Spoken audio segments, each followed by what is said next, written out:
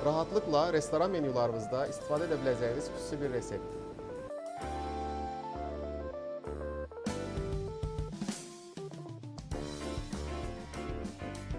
Balığımızı açıb təmizləyib, duz, yox, paprikada yağ vurub əlavə edirik setkamıza. Setkanı bağlayıb, balığın quyruq hissəsini setkadan çölə çıxardırıq və folqa ilə bağlayırıq ki, quyruq hissəsi yanmasın. Balığımızı biraz manqala göstəririk.